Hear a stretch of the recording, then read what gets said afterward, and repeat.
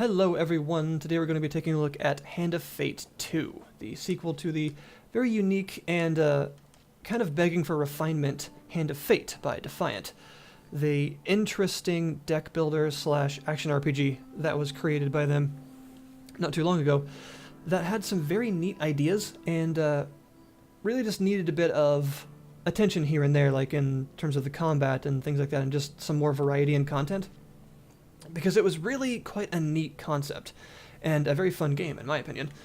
But like I said, it needed some attention in a couple of spots, and I'm happy to say that it seems in this case they've actually given that attention in the spots where it was needed.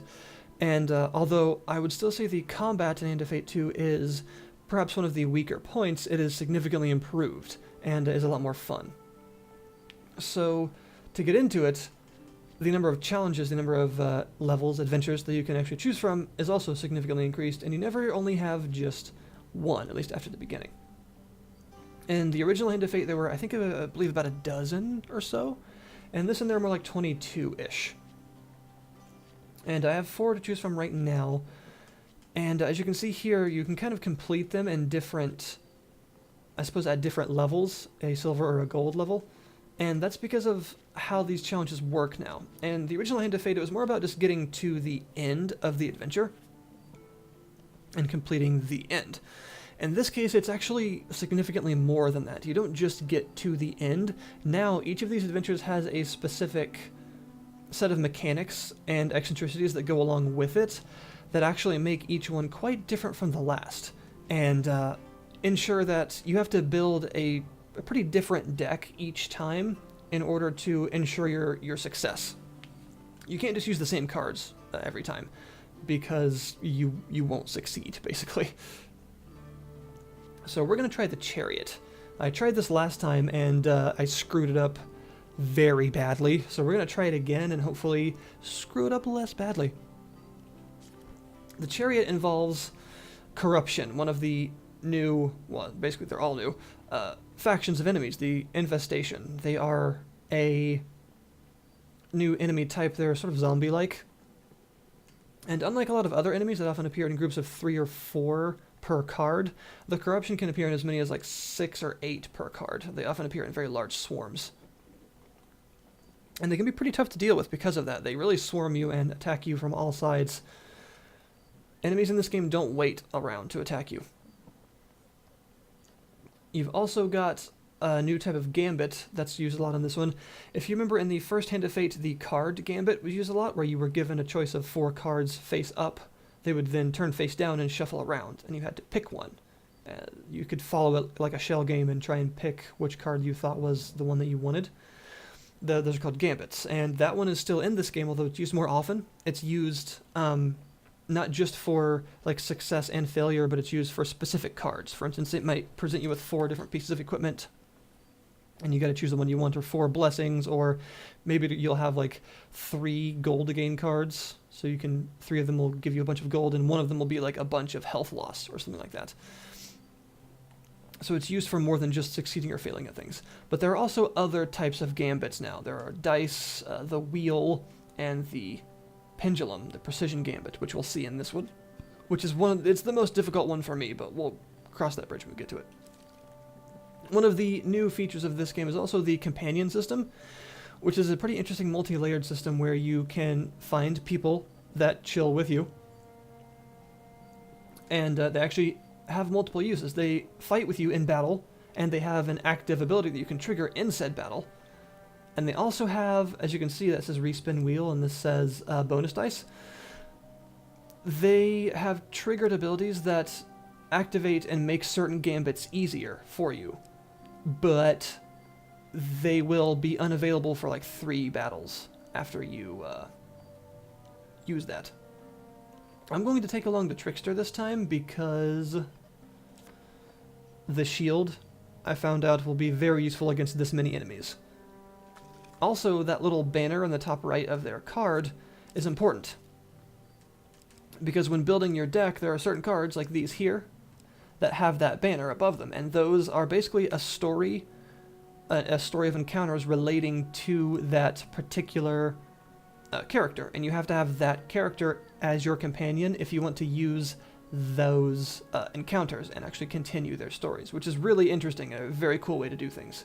And eventually, if you do everything right in those encounters, you get a token, which will give you more of their encounters and continue their stories, and you can keep going more and more, which is awesome. So I've got a couple of special types of cards, like these platinum cards and these brimstone cards. I don't know exactly what they do.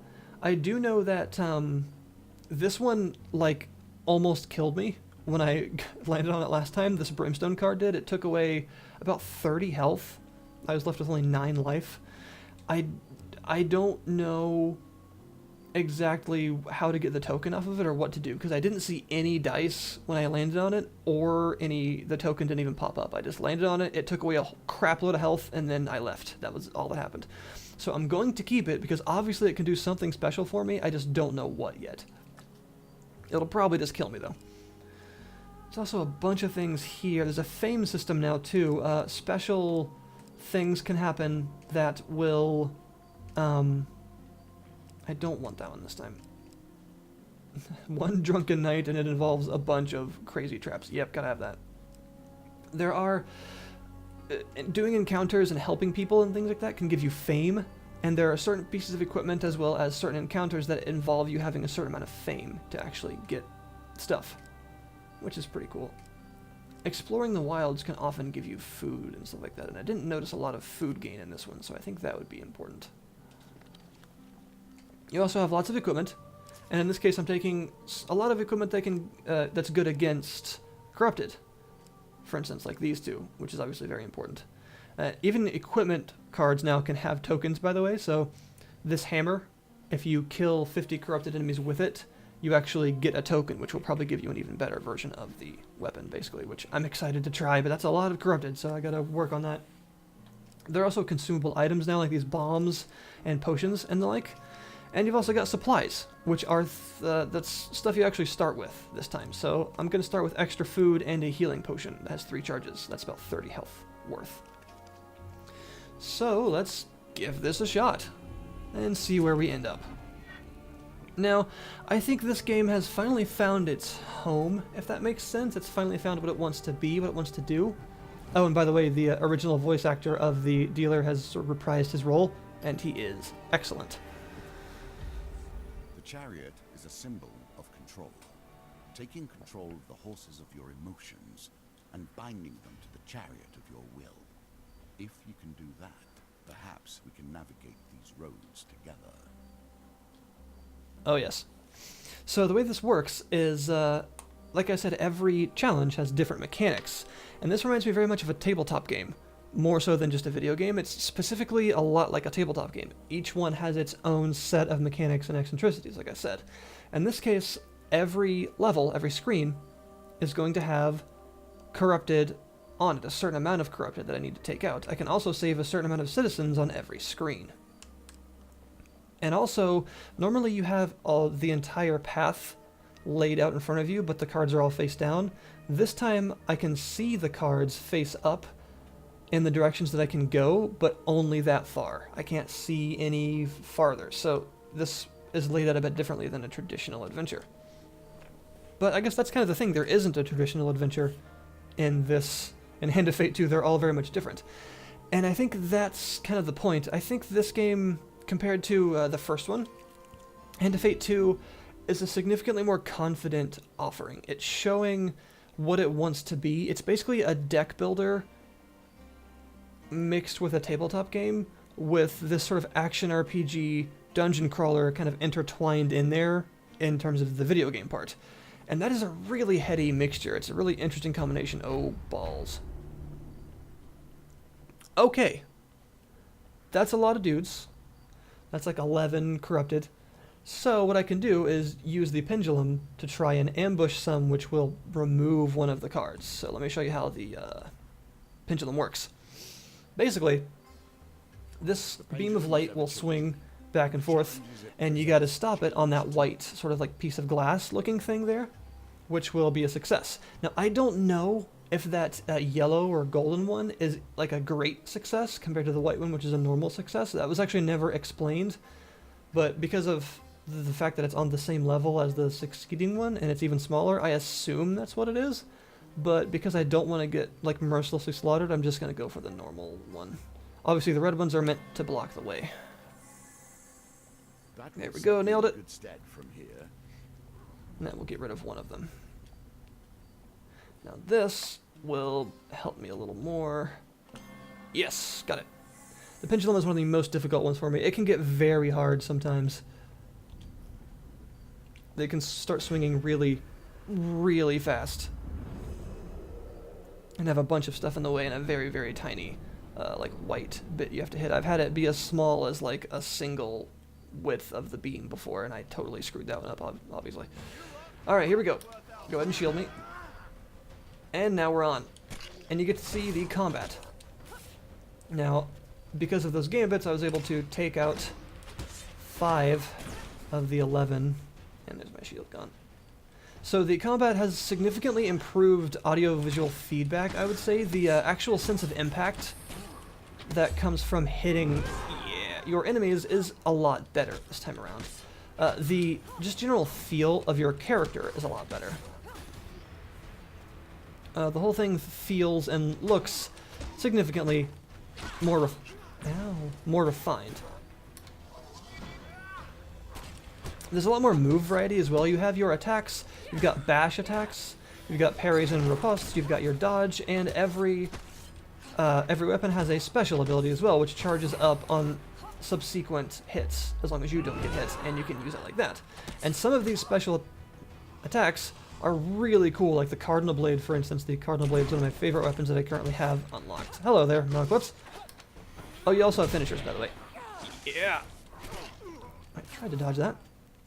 And the Cardinal Blade, you actually, first of all, it just looks really cool, but you, like, jump up, shove it in the ground, and it leaves this, like, compass rose symbol on the ground, because, you know, cardinal, like cardinal directions, and it fires out these red sort of beams in all 8 directions that go through everything. It's very cool. There we go. So yeah, like I said, the sense of combat, the sense of impact in the combat, is just much improved, and I definitely appreciate it. There we go. That didn't go too bad. As you can tell, though, that was only 6 of them. If I had to fight all 11, that could have been a lot messier. But we are going to move on. Okay, Judge of Corruption completed. For fame. And there is 1 corrupted remaining, 1 corrupted token. Also, a new feature I should show you is you can camp whenever you want.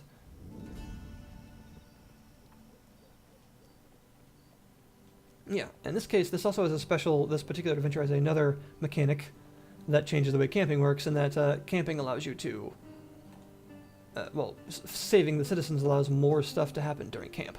So one of the things you can always do during camp is cook 1 food for 5 life, which happens every time you move to a new card anyway, but this allows you to do it without moving into an unknown territory.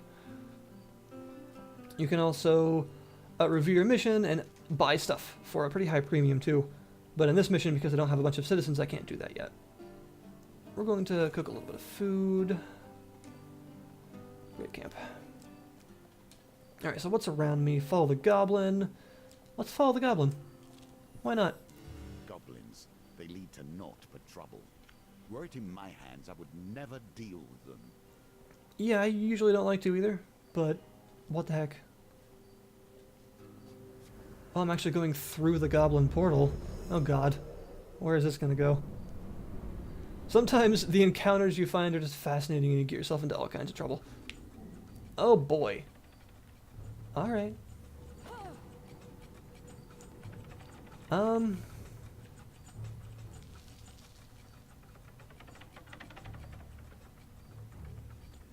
Doop-a-doop. Ba-doop. Oh, okay. What are these? Like bear traps? How am I... Oh! Okay, so they actually have a bit of a trigger delay there. Get that gold. I'd like to get that. Food. Okay, we got this. Get that. Go back through these.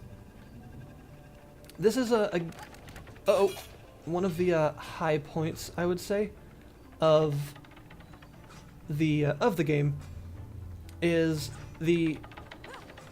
just figuring out what each encounter is, and trying to get the tokens off of each one and seeing what oh god, why?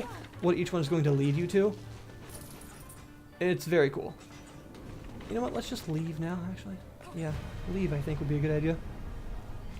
I mean, that was basically the high point of the last game too, is seeing what each encounter had in store for you and how interesting they could get, and just trying to figure out what you had to do to get the token off of each one, and trying to figure that out and then continue the chain of encounters to get more stuff.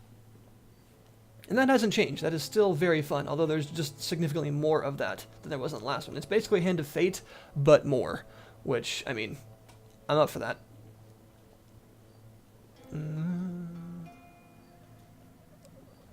Follow the cup.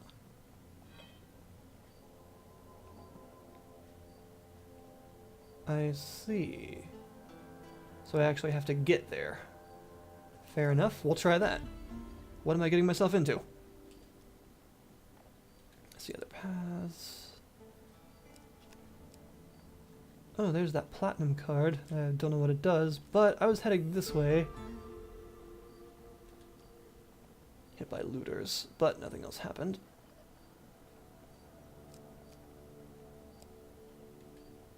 Does that mean that it didn't work because of the city streets thing? Yeah, I guess maybe this isn't the best adventure to use those kinds of cards on, because the city streets thing will just overwrite it. That's kind of unfortunate. I didn't really think of that. Alright, Soothsayer, what do you got to soothsay? Learn the future at your own peril. You think I have not turned to oracles and auguries in order to see how this ends?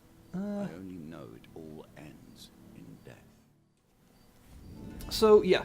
Hand of Fate 2 takes what kind of made the original interesting in a lot of ways, and refines it, makes it more confident in its presentation. And that's what it needed, I think. I love this idea of it being very tabletop game-esque in each adventure, and very deck builder-esque in how you have to respond to it. You know, you're being sent on these tabletop game-like challenges. Oh, okay. And you have to build a deck that you feel will get you success. You know, you've got to build one that counters everything that you are expected to find. What you got to fight, you know, what you need to do. For instance, that assassination one, I needed a bunch of gold. So you need a lot of gold gain cards for that one. Things that will help you with certain gambits that you're going to find a lot of. So this one would be good to have a lot of pendulum gambit helping ones. There's the corruption. Oh boy. Alright, let's see if we can do this again. Help ourselves a bit. There we go. Nailed it. Nicely timed. Ooh, that got rid of 2 of them. Sweet. Okay, now they're much smaller. Nope. Screwed that up. What an unfortunate time for your skills to leave you. Why you gotta laugh at me? I love the dealer so much. Alright, well, we can still do this. Although I really would like to have that hammer by now. I'm kind of suffering without it. Graphically, the game has been improved as well. The lighting effects are pretty fantastic, and the particle effects on these special abilities and magic and things are nice. Very nice.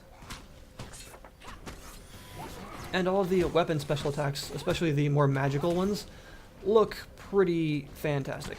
And as well as your artifacts. Various bombs and the like, they look pretty cool.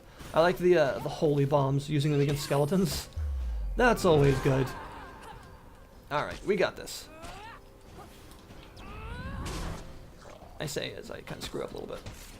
Okay. So, yeah. What else has been changed in this particular version? Don't be hitting me. The reliance on your particular deck has been increased, I would say, which I think is a good thing. It means that you really have to pay attention to what you're doing like I said, it's become a lot more of a deck builder this time because you need to focus on what you're hoping to achieve with your deck. And what you hope to build your character into by the end of the adventure to actually successfully combat the challenges you're expected to face by the end of it. The original one had elements of that, of course, but, you know, you had a more limited number of cards and the adventures were often a bit shorter. This one, since you have a lot more mechanics and stuff to deal with, and a lot more enemy types, that's very much more important. And also, that's another thing I should mention, the enemy types, there's a lot of them, not just in terms of how many more factions of enemies there are, but now a lot more enemies per faction. I mean, corruption, for instance, I've seen at least 4 different types of corruption enemies, even in one battle. Which is pretty cool. There we go.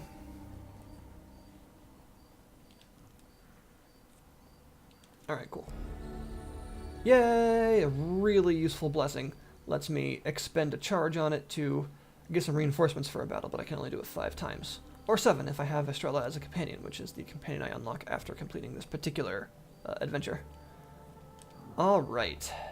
Palace Armory. I really want to do the Palace Armory, but I need 14 fame to do whatever it does.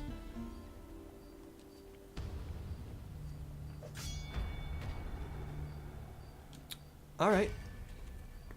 Do I want that? No, because I already have the 5 farmers to help. They don't help too much, but this is...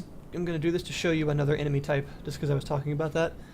This is an enemy type that you have to actually bash the armor off of to beat. Your normal attacks don't do much of anything. You have to actually do your bashing attacks to bash away their armor first. And then use a finisher on them. There we go. Alright. So, yeah.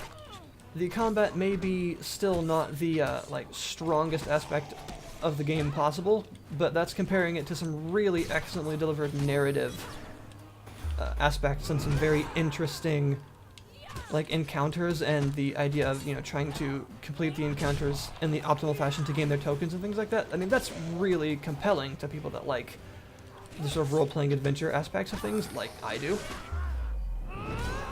So, it's kind of hard to beat that, but even in comparison to that, the combat is still really quite good, and has been... Alright, I gotta bash it now. Has been vastly improved over the predecessor. As you can see, even the bashing gets combos, which is cool. It's not just like a one-off move, it has its own combos with every weapon. There we go. And you're dead. Alright, cool. That combat went very well, and we should have been able to save most of those citizens, yeah, hopefully.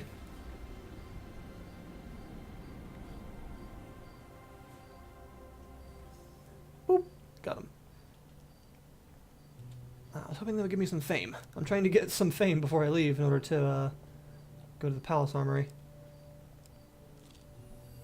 Well, that is Hand of Fate 2, a significantly improved, just bigger and better, much more confident version of what Hand of Fate was.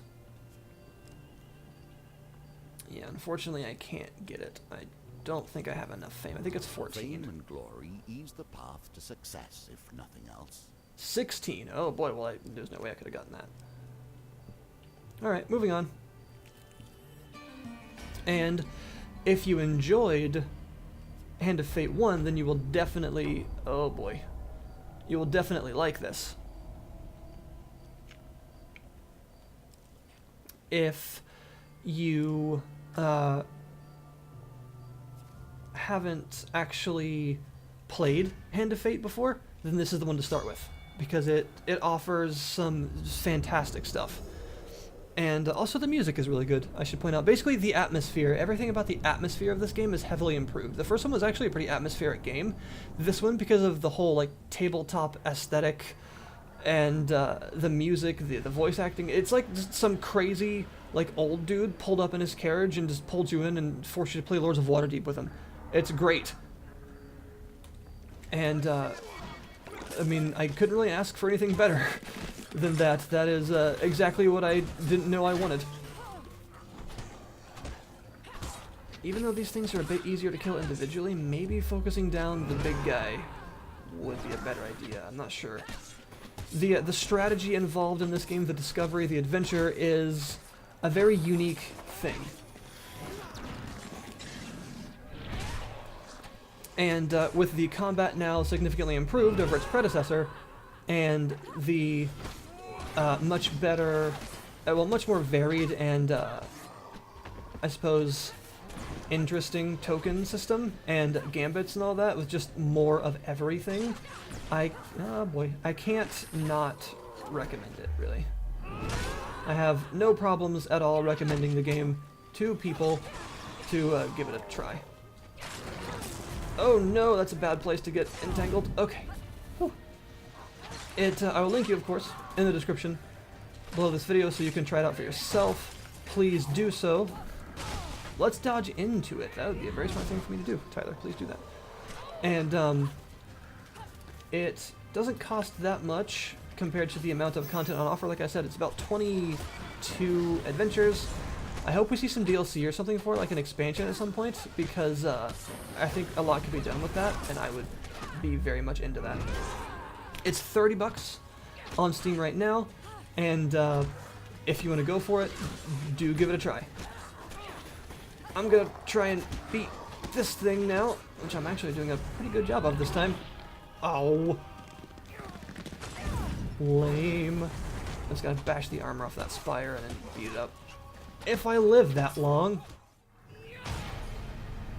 I did it! Alright. Anyway. Thanks for watching. And I'll see you next time.